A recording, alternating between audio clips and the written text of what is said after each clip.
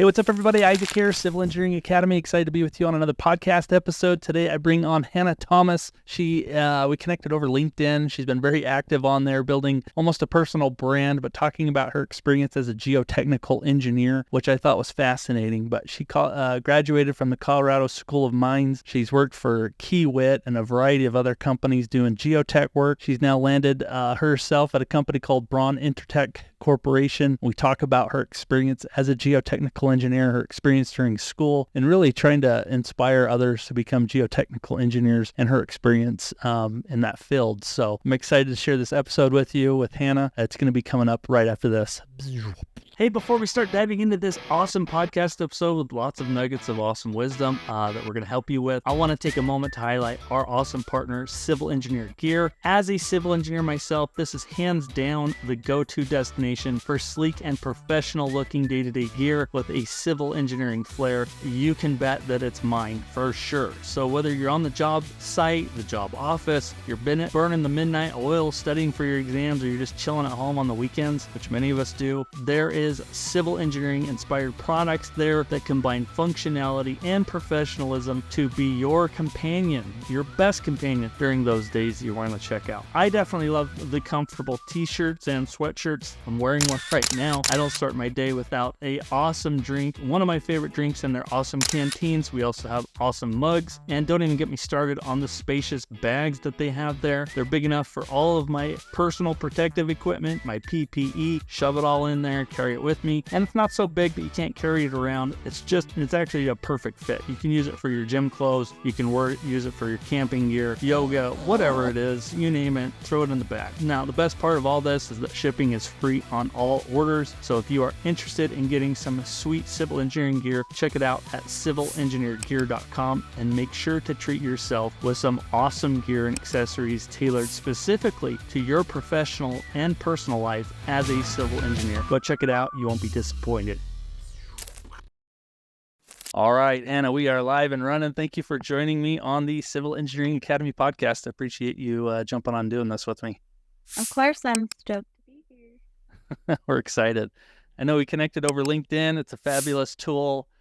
You've been posting quite a bit on work that you do in the field. I wanted to bring you on and talk about a lot about your background, what you do, and maybe inspire others to go through the same, I guess, field of study that you're in. But I would love to maybe kick this off with maybe getting an understanding of your own background and how you found yourself into this world of civil engineering. Yeah, so I'm a Colorado native, born and raised in Colorado. I ended up going to the Colorado School of Mines, which is just in Golden, for 5 years. I studied geological engineering there, switched majors a whole bunch of times, had no idea what I wanted to do. And I ended up graduating, working for Kiewit directly out of school. They moved me down to Cameron, Louisiana, for my first job to do driven concrete piles, literally on the Gulf of Mexico where all the hurricanes hit. So a little bit of a culture shock for me, but I grew a lot. I spent about a year there just doing cofferdams, driven concrete piles, managing subs, managing, a crew that does offloading of the piles. And then I was eventually transferred to the C70 project in Colorado, just that huge central highway where they're expanding it and then also digging down to go underneath the bypass. I was doing deep soil mixing there as well as permeation grouting as a field engineer. So I'll manage another crew, just progress, basically just made sure everything was going according to plan each day. And then after that, I ended up switching back to kind of the engineering side. Went to work for Stantec in their Denver office right about when COVID started. So I did a lot of my work from home and got to kind of start my career doing like geotechnical drilling, logging, mapping, kind of mapping for geo. And I did that for about 2.5 years, not really going much into the office just because of COVID. And then kind of got tired of getting stuck doing the data entry, especially when I came from doing the field. And it's definitely something I realized that I love. I got a little tired of that and then saw that there was an opening for a company that actually solved my data entry problems at Stantec, where while we're drilling, you have software instead of paper, so you're not having to do that data entry on the back end. I ended up working there for about 6 months. It's an Australian startup, so it's pretty small, and didn't end up working out, but I realized a lot about myself and what I valued and what I enjoyed. And I think purely sales, going to that from being an engineer and loving being outside is really hard. And then that brings me to where I am now at Braun Intertech, which is another geotech consultant. We do environmental construction material testing, building enclosures, all that. I'm now, one of 4 at our office. That is a kind of a new and upcoming office that's been around for 2 years. And I do business development there, some tech work like concrete density testing, rebar inspections, and also just the geotech engineering side. So investigations and logging and all that. That's where I am right now. Awesome. I want to back up a little bit. So you went to Colorado School of Mines. Why did you choose that school? Was it some family direction? Would you have engineers in the family? Yeah, that is exactly it. That's I grew up kind of living, in Parker, but my grandparents lived in Arvada, so we would always go up there for soccer and go to Woody's and all that. So I think I grew up kind of around mines and knew it existed. But up until my older brother, who's 4 years older than me, ended up going there first, and I had no idea where I wanted to go. So I was like, oh, I guess mines, like that sounds good. I like science. I like chemistry. I like, math. And I ended up getting in. And I think that was the biggest kind of question to see if I got in, then that meant I was meant to go there. So I think it was more just following in his steps a little bit, but we didn't, do the same major or anything and have very different paths now. So I think it was more just because I didn't know of a lot of the other options, and I don't regret it at all. But I think it was mainly because mainly because my brother went there, and then my parents were like, yeah, it's a great school. Why not, Did you end up passing your FE while you were in school? Yes, I think so. I think it was April 24th of 2019 or something like that. In April that I took it, and I was graduating that May. Okay. So I took it, I think, the month before I graduated and passed it on the first try. Awesome. Well, that's great. So you're working as a geotech. I guess what advice would you give to any young professional, or even especially women that are considering this field? What advice would you give to them? I would say try everything. It's the same advice I try to give to anybody, not even younger than me, like even people who kind of start over. It's like, life is so short, and people are pressured to do the things that they don't want to do because they think they should. And I think, that's how people end up getting burnt out and not enjoying their career path, is because they've never did it for themselves to begin with. And I think that takes, introspection on the front end to say, hey, I like being outside, or I don't like being outside, or I like dirt, or I don't like dirt. Because even knowing that ahead of time, then you're like, okay, well, that could be a route I go. But if you're not thinking about that kind of stuff ahead of time, then you're going to get caught up into something, and you're 10 years, down the road, and you can't pivot as easily as you could have if you thought about that earlier. So my advice is, if you think you are passionate about something, that's great, but also explore everything out there, because there's a lot that you can find out about yourself just by trying things that maybe you wouldn't normally try. Okay. Well, that's some great advice. I'm curious, for those that don't know, maybe they're listening to this and they're not quite sure what a geotech engineer even does. Maybe they're not sure what the options are within that field of study. So could you hit on maybe a couple of things, maybe what you do or what others do in this field? Yeah, well, that's the hard part, because I think even in school, I wasn't shown all of the different paths that you could go, even within geotech. Like, you can do mining, you can do construction, you can do consulting, you can do sales and software. Like, that's even an option if you wanted to do that. But back then, I had no idea that was even something I could do, and I didn't know to ask. And all my internships were in IT and like stuff that had nothing to do with geotech, only because I had an interest in that and I wanted to find out if that's the route I wanted to go. And I ended up finding out that it wasn't.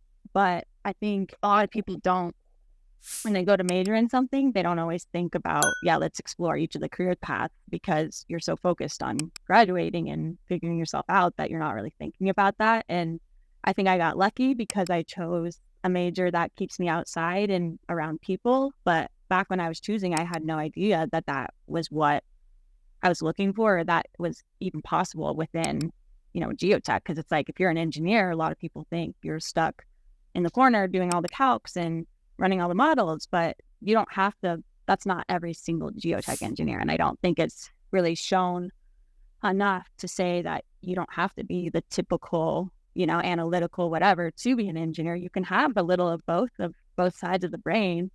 But it takes kind of representation and showing people that people like me exist out there that don't fit into the typical, like, kind of mold for an engineer, but still can succeed in that space just by bringing a different perspective.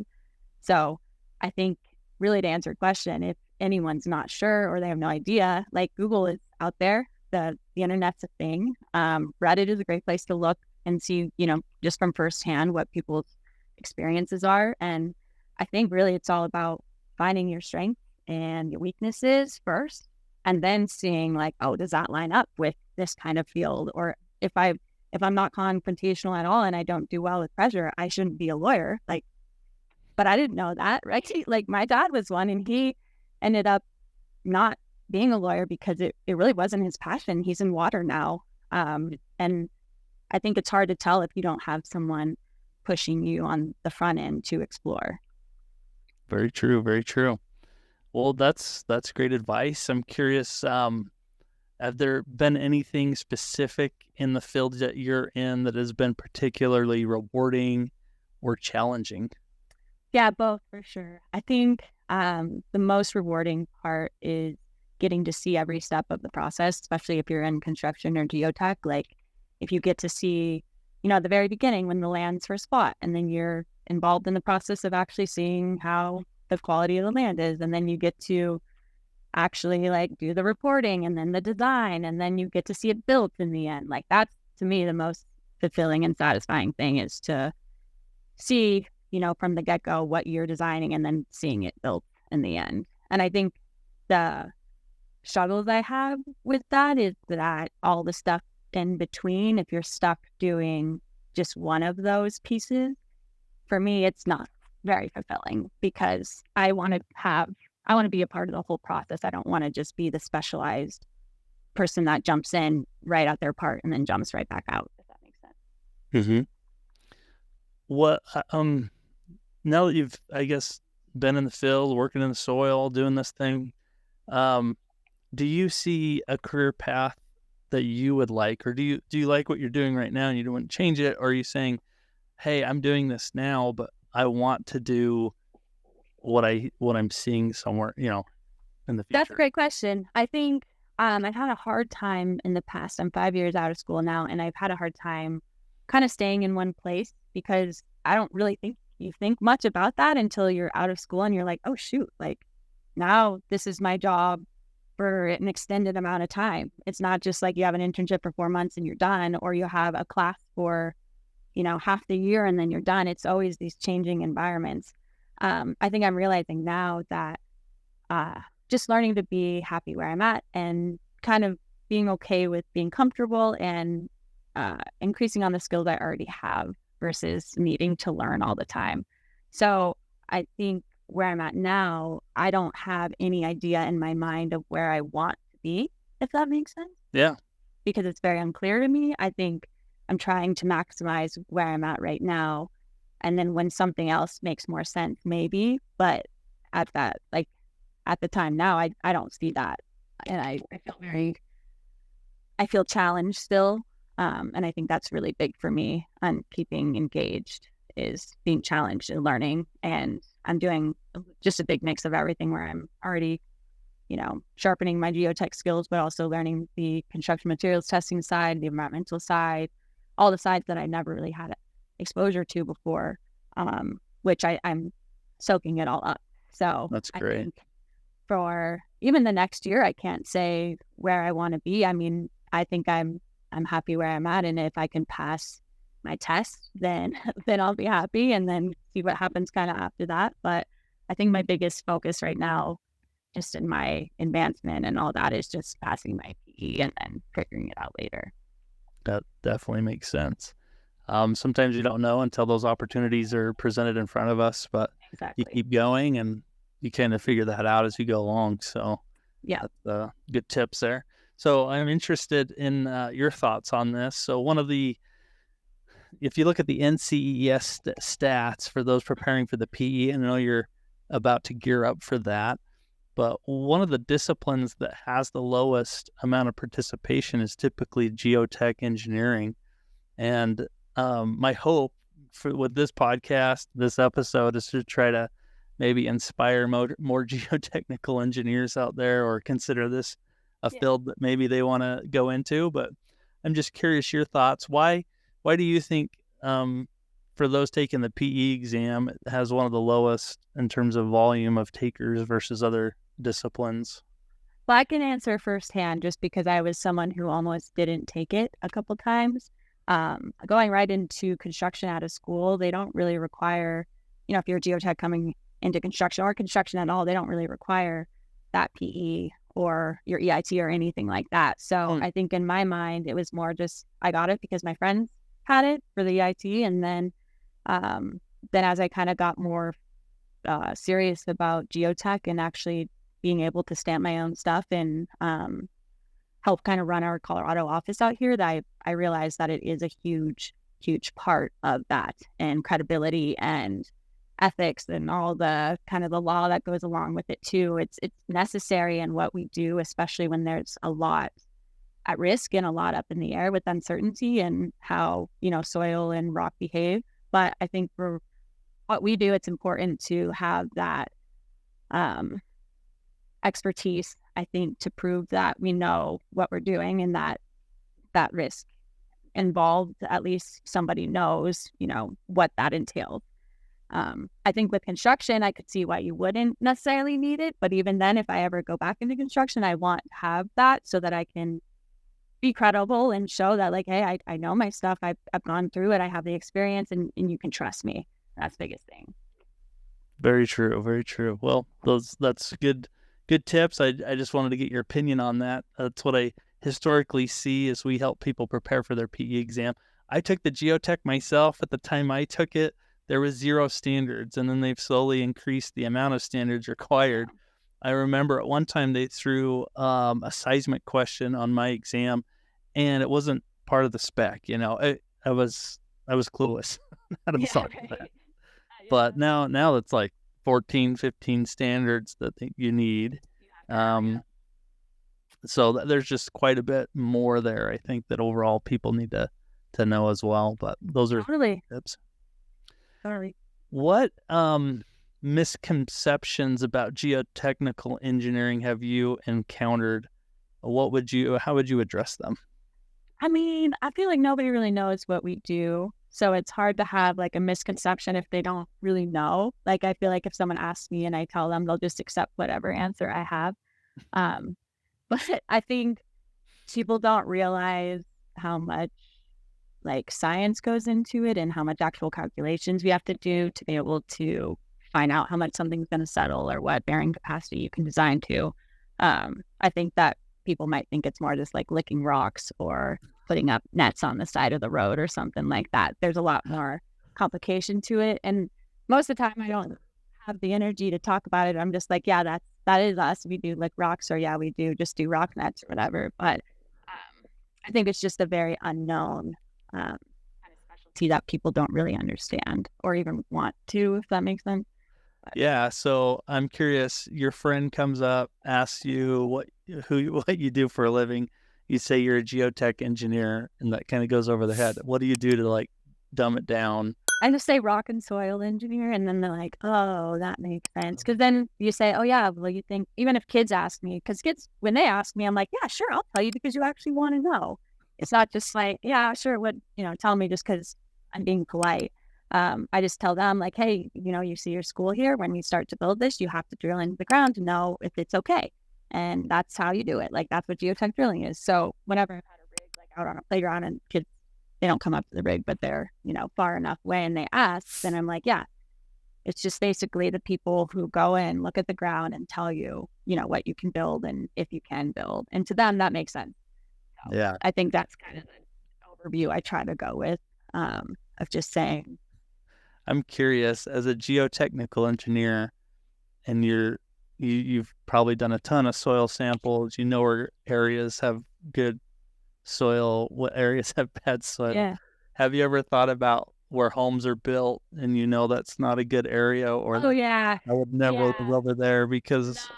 Yeah, exactly. I'm starting to get senile like that, I think, where even if you look at like a piece of land and then you see over time that fill's been dumped on it, and then you're like, well, has that been documented? Like, if that's the case, then no. So I think I am getting to that point where like I know where, the good soil is. And I even have a new built house on like clay fill in a pretty swelling area. And I still bought it and I still know, the risks that come with it. But it's cool to see from the other side, to understand like settling and how that, happens over time and when to worry and how to, control your grading around your house so that the water drains right.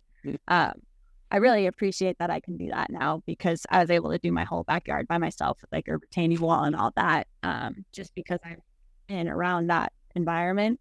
But I do, go around and kind of say, yeah, oof, I wouldn't build there, or good luck in like 10 years, But, yeah, those are the things I wonder that pop in your mind. I work for utility and I design transmission lines, and so you walk around and that's all I notice now. But most people wouldn't. So it just happens when you dive into a field like that. But now we connected over LinkedIn. You're pretty active on LinkedIn. I'm curious how LinkedIn has helped with your own personal brand as an engineer, or maybe in even how you've been able to engage with others in the engineering community. Yeah. So I started my LinkedIn, I think 2015. So that was about 8 years ago. Not with the intention of really having it be anything, but that's just something they tell you to do. So I've had it since then, but it took me, going into my sales job, to really start amping up and using it, because up until that point, if you're an engineer and you're supposed to be billable, like nobody wanted you on LinkedIn because it's not like that's doing anybody any good. So for my sales job, it was kind of more what I was supposed to be doing. And so I loved it because I was like, well, now I get to do this part of my job. And a huge part of it was brand awareness, which LinkedIn is a great place for that, because you're just trying to get your name out there because nobody's heard of you. Like, that's kind of a great place to start. And that's kind of how it started, was just trying to, add people, reach out, just let people know that tablogs exist, not even trying to push them. That's just not who I am. But after that, it kind of turned into more of a way to kind of keep in touch with people I had never even met, and people who existed in the same industry and did the same work as me, kind of stay connected and meet new people in a way that I never could have if I was just out in the field or, just sitting in the office. And social media was a huge part of kind of my upbringing. So I think having that background and having like a Tumblr blog with 15,000 followers, I kind of just channeled that energy into LinkedIn, and made it less about, fitness and all that, because I was a bodybuilder, and more about just connecting and being genuine and authentic. And I found that by just documenting what I'm doing, because I'm already doing it, and then sharing that with people, it was a way to market and do brand awareness, but also for a way to people to relate and to connect to me, in a way that you can't do, not virtually sometimes, because you don't have all that audience. I think that it really taught me that you can make friends over the internet that you've never met, but you can still support, and they support you. And I think by the end of it, I found, I have a group of like 20 or so people that haven't met me in person, but know me, because of the way that I post and the way that I present myself. And they also share themselves with me back. That's So great. just like a mutual relationship that I had no intention of getting anything out of, rather than just, just to connect and to show myself and to show, vulnerability, and to let people know that that's okay to do on the internet, especially the people who, you know, are millennials or older than that. I'm a millennial, but I'm on, on the cusp, that they're just terrified of social media because they didn't grow up with it and it's intimidating. And a lot of people are kind of shy away from it because they're uncomfortable. And at the beginning, all the stuff that you post is going to go into the void and you're not going to get a million likes. But if you give up right then and there, like, you're never going to get anything out of it. And I had learned that, at the beginning, it was mostly my siblings liking my stuff and they kind of have to. But in the end, now it's a bunch of people who don't know me but appreciate what I have to share. And I think it's very fulfilling in that I get just that community that I wouldn't have had otherwise. And I really encourage engineers, architects, people who don't necessarily need to be on LinkedIn all the time.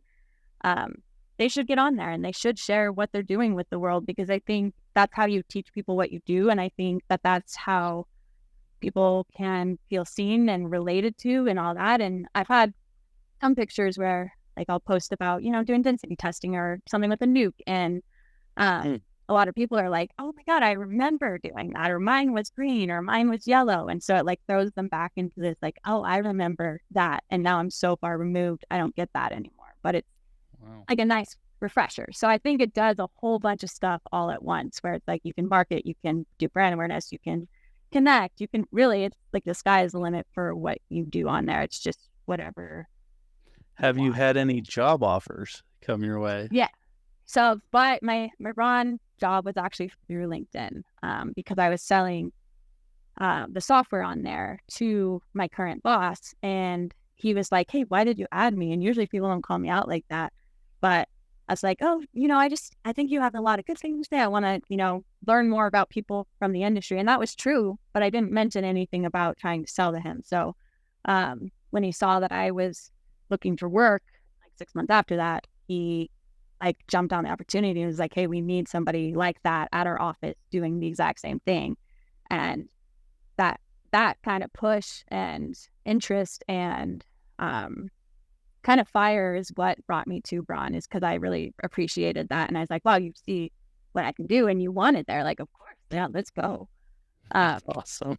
My boss now, he's amazing. So I think it definitely paid off, because in the end, when I got laid off, like I had over 100 people reach out saying, wow, either I know somebody that's looking, or I'm looking, or here's a job in Norway or something like that. So it's like incredible what that kind of community can bring big reach to you when you're in. Yeah, exactly. But even then, like, if I have a job and I see someone else struggling, it's like, well, I'll post it, I'll show it to everybody, because it's like a tool that you can use to increase your kind of visibility. And I think that's what it's all about, is everybody kind of just helping each other. Yeah, I think many engineers don't want to be vulnerable because it Exactly opens the door for everybody to comment on what they're doing and how to do it, even though there's more than one way to do things. And that's the thing, is like, you kind of have to get over that, because I think you'll find that everybody has something to say. Everybody has at least one thing to say. You kind of learn to stop giving them as much ammo, but it's still going to happen.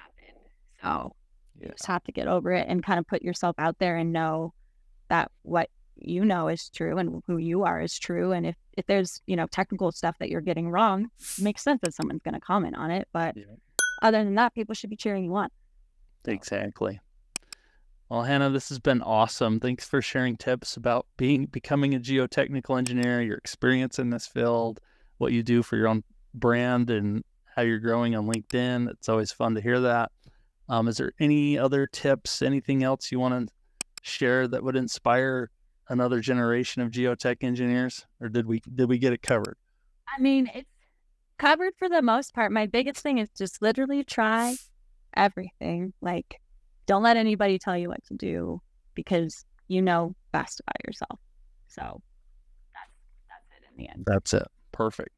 Hannah, thank you for joining me today. I appreciate you doing this, and looking forward to chatting maybe again in the future. Me too. Thank you so much. All right. See ya. Enjoyed it. Bye.